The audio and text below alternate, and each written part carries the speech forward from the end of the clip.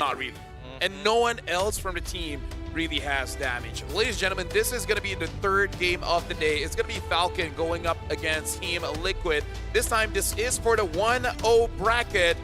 So winning this one gets you one game away from actually qualifying, and then one pushes you down to the 1-1. Welcome to the land of Dawn here. I just want to see whether Falcons actually has enough damage or not. Let's see. As the minions have already spawned and all the players are heading over to their lanes. The starting side, they're going to be starting on similar sides of the map. Purple start for Carl-TZ on the opposite side, Boyette on his orange buff. The mid lane is where we're going to see a lot of these movements actually come from, right? Because I think that's the thing about Matilda. You're not there to be like, oh, I make the super gank happen, but I am there to pull you out of bad situations or save you from hostage scenarios. And the advantage of going the Obsidia over the Granger is also that extra bit of crowd control. And considering that Team Falcons are very ultimate reliant, I feel like they're gonna struggle as well, trying to keep like Oheb or Carl-TZ in the fight, and instead of just getting in and out. So we'll see how they deal with that problem later on. Yeah, I don't mind being proven wrong, but I really just want to see it first. Now looking at the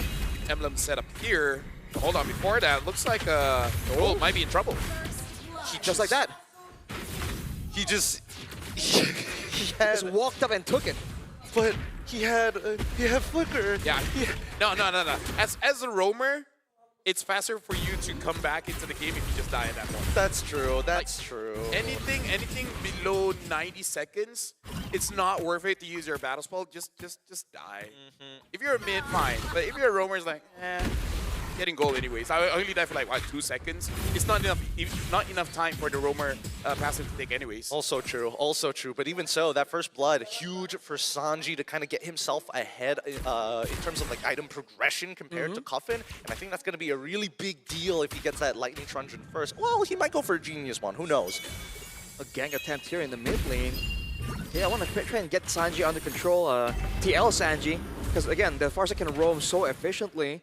And right now, at level 4, which team really has the advantage? Because in a continuous fight, I feel like TL might actually do okay. Oh, Sanford already using the flicker, and I feel like with Akai, you're more favored around the turtle. Because hold on, Sanji doing a lot of damage on Sanford. Yeah, they should just go for this kill onto Sanford so far. The Revitalize from JP saves his life. He's buying a little bit of time, doesn't get his passive off.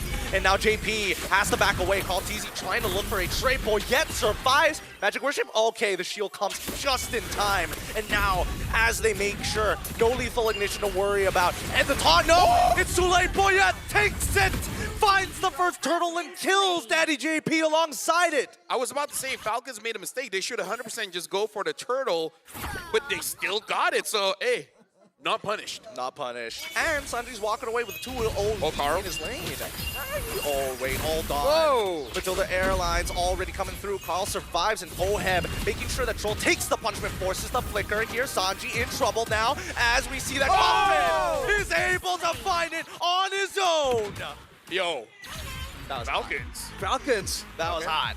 We thought there might prove to be a problem in the macro department, in the cheese department, but in pure execution, a red tree win, almost a 1v1 outplay. Dude, Falcons are online. They are online, and they're going to keep on going. JP spots out the information. Purple buff once again being taken by Boyette. On the opposite side, though, Carl-TZ doesn't seem like he's been able to find, or just a little bit short on that last hit.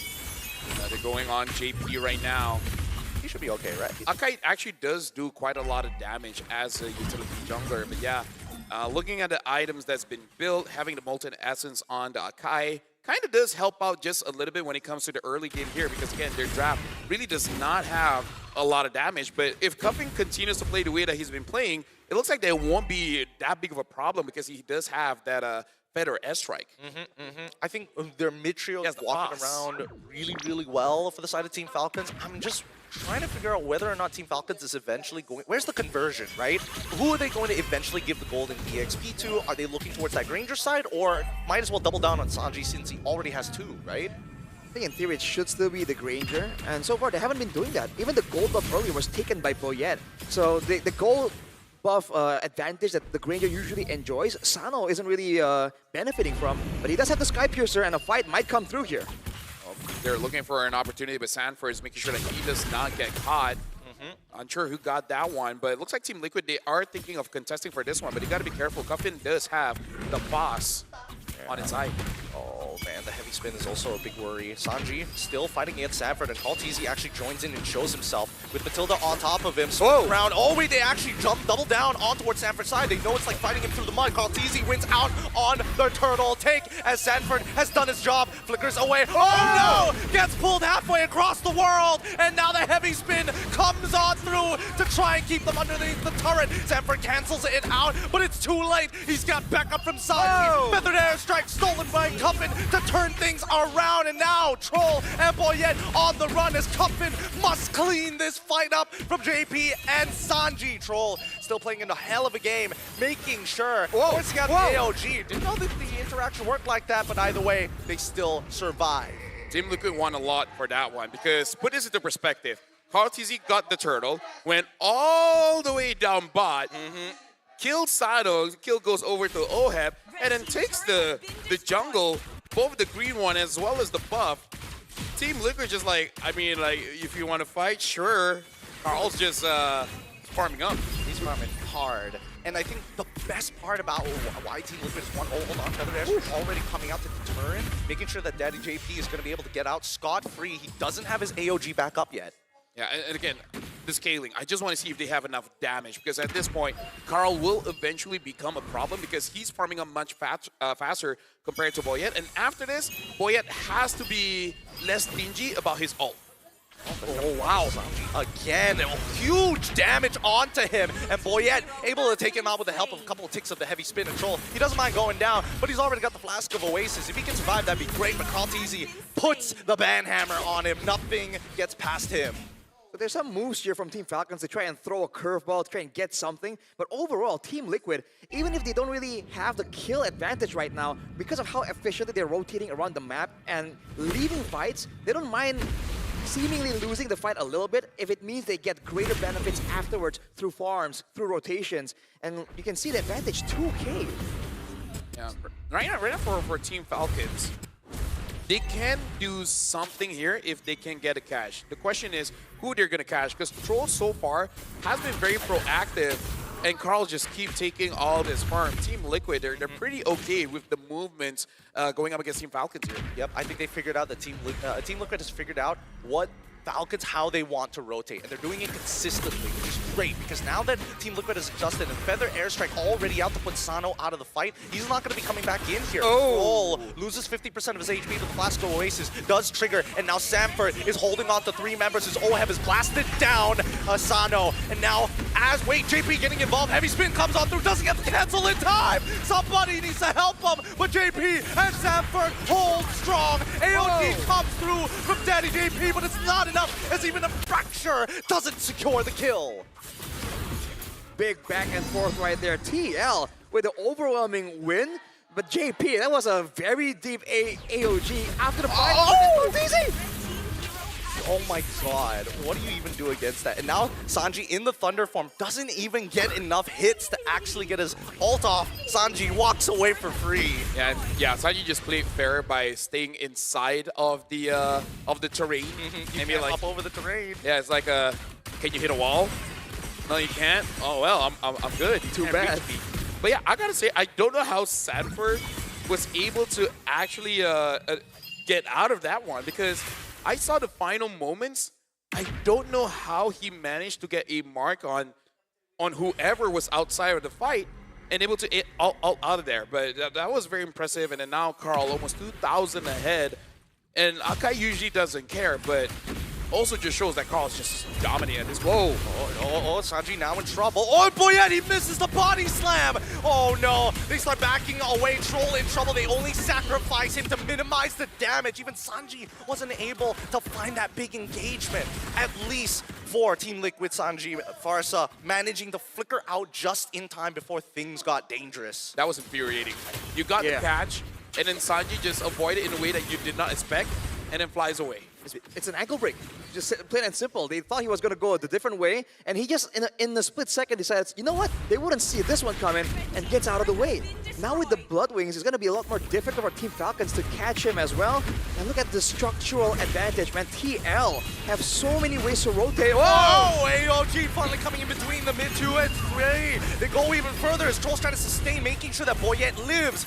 Unfortunately, with Sano in the back, he is just cutting the front line forward and forward and forward as JP walks back in with the help of Stanford, and they manage to take out Matilda. Oheb comes through with a blazing duet 2, and that's just going to be enough to set them back to square one. Again, where's the damage?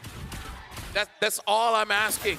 They do not have the damage profile to deal with Sanford. The only time Sanford dies is when he's 1v5.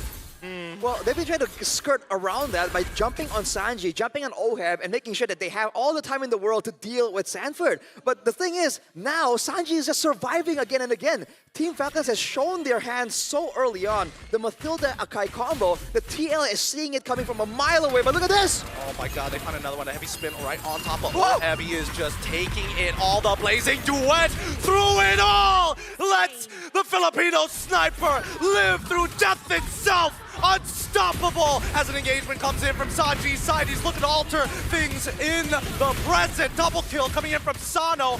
Hopefully he doesn't get reset here. They need to find another time to fight. I'm sorry for kicking a dead horse, but that's all the proof I need that they do not have enough damage. You caught the Claude.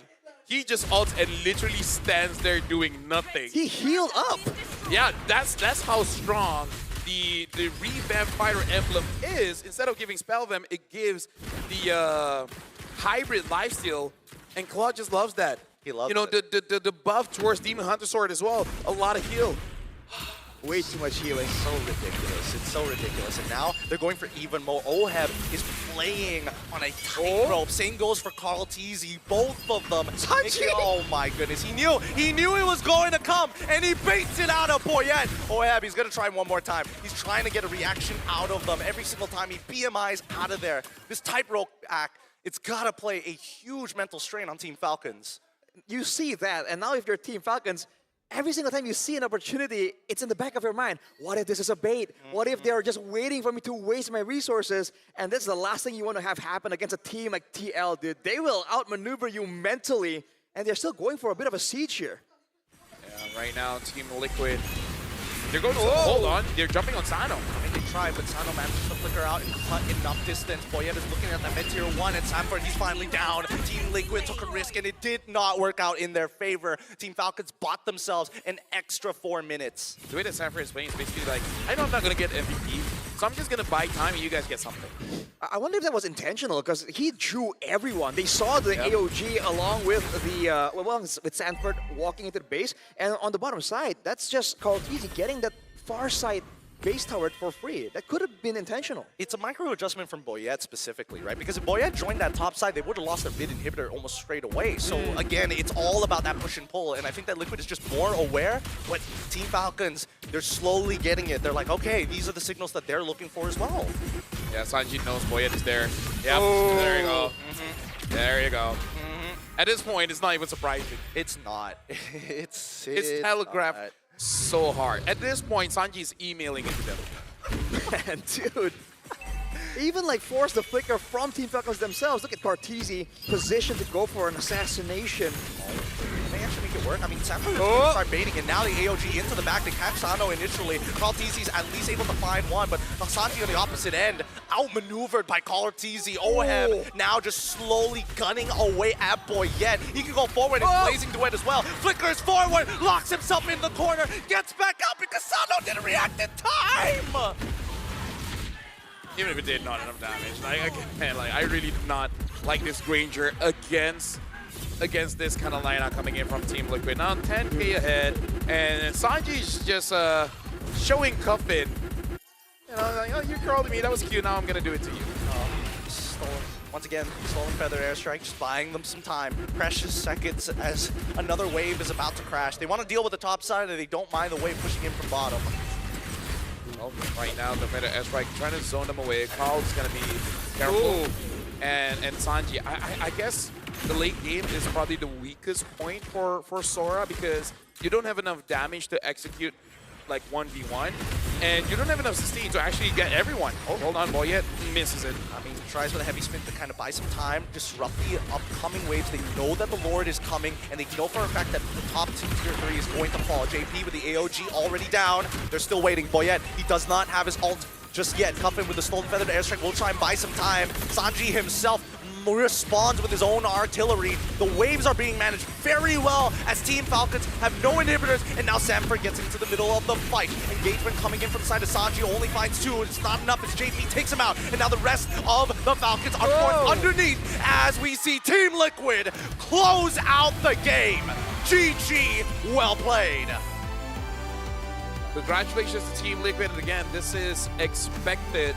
But we gotta say, Team Falcons put up a very strong fight, but as predicted, this kind of draft, with all the patch changes, just does not deal enough damage. Cuffin tried his very best to deal the damage, and he did quite well, but you know that for Team Liquid, this is probably the easiest game for them to choose their target. Sana was a non-factor the entire game. He was, and I think, you know, the way that they played overall, there were moments in there where you see that TL were realizing, wait a minute, we're a lot more even than we thought. People are walking away with a sliver of health. And they couldn't do anything afterwards because, again, the only way they can engage is big ultimates and very telegraphed ultimates. It happened like twice maybe. Afterwards,